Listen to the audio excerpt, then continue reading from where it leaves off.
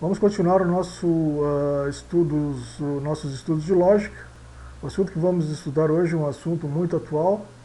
É o seguinte: por que não devemos acreditar nas pesquisas eleitorais? Ou seja, nas sondagens de opinião. Tá?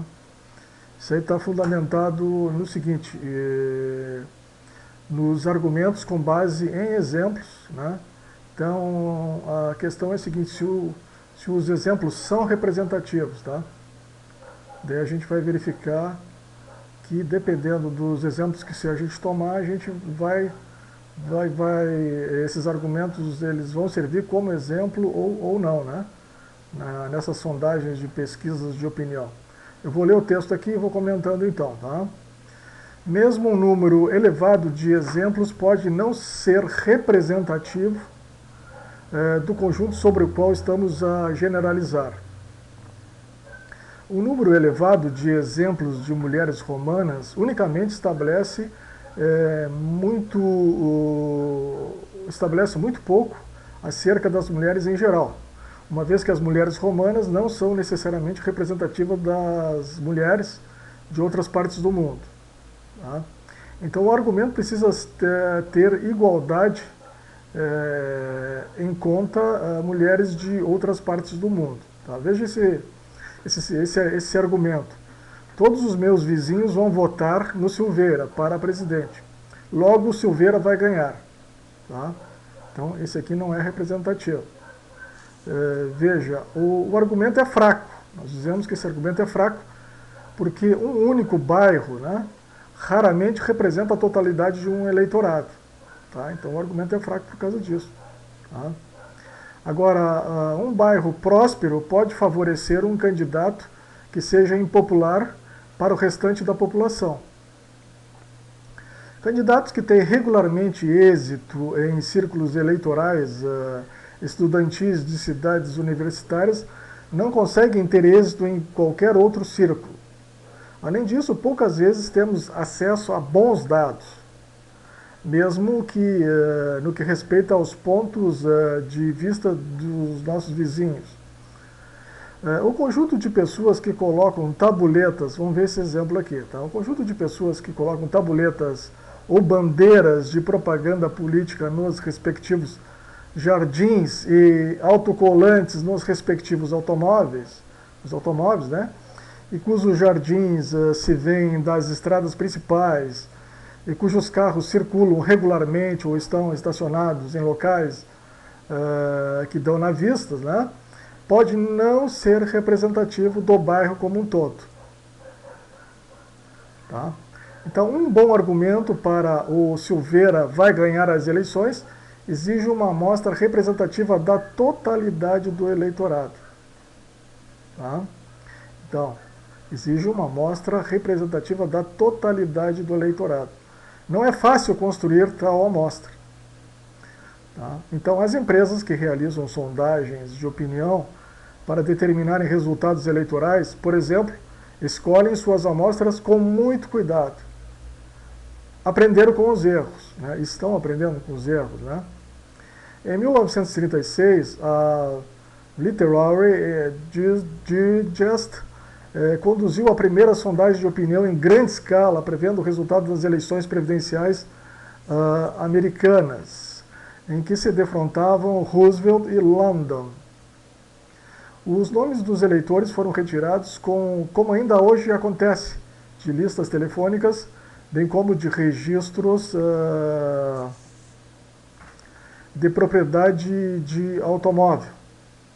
O número de pessoas escolhidas não era certamente muito pequeno.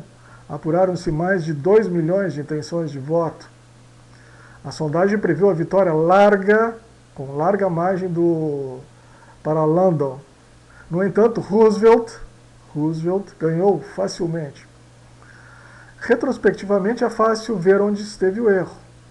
Tá? Em 1936, só uma pequena e distinta parcela da população tinha telefone e automóvel. Né? Então essa amostra não era representativa.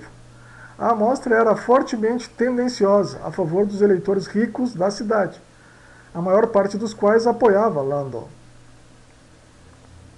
Desde então, as sondagens melhoraram. Apesar disso, há preocupações quanto à representatividade das suas amostras, especialmente quando são muito pequenas. É certo que hoje quase toda a gente tem telefone, mas algumas pessoas têm mais do que um. Mas muitas outras têm telefones que não têm na vista. Alguns números representam muitos eleitores e outros apenas um. Algumas pessoas têm menos hipóteses de estarem em casa para atenderem o telefone, e assim por diante.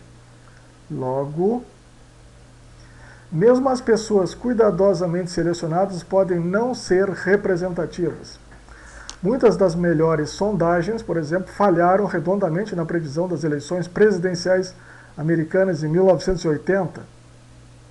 Logo, a representatividade de qualquer amostra é sempre incerta. Tá? Então aqui está a frase-chave. A representatividade de qualquer amostra é sempre incerta. Tá?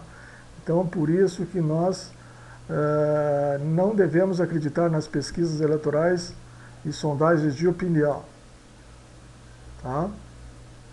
Por causa que a representatividade de qualquer amostra que é tomada por esses institutos de pesquisa é sempre incerta.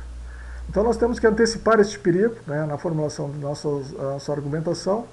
Então, na formulação de nossos argumentos, das nossas ideias, nós temos que procurar amostras que representem toda a população, a partir da qual se quer se generalizar, né? Não devemos fazer um estudo estatístico apenas junto dos amigos ou vizinhos, nem aceitar argumentos baseados num estudo desses. Um estudo acerca das atitudes dos estudantes, por exemplo, não deve limitar a amostra a, digamos, estudantes à saída do cinema numa sexta-noite. É necessário uma amostra aleatória construída a partir dos nomes de todos os estudantes inscritos, e mesmo este método pode não produzir uma amostra inteiramente representativa. Tá? Então, a representatividade de qualquer amostra é sempre incerta, tá? E não podemos nos deixar influenciar por pesquisas eleitorais ou sondagens de opinião. Tá? Elas podem ser montadas, conforme eu mostrei aqui, né? Para favorecer um determinado segmento da população. Tá? Foi o caso aqui, a gente viu, né, que a pesquisa apontou Landon como sendo o favorito, mas Roosevelt acabou ganhando, né, facilmente. Tá? Esse nosso estudo está no blog http, né, estudosdelogica.blogspot.com.br. Tá? Visite o nosso blog, onde a gente vai estar sempre colocando, né, questões relacionadas à lógica, né, que sejam de proveito para todos. Tá? Um abraço e até a próxima.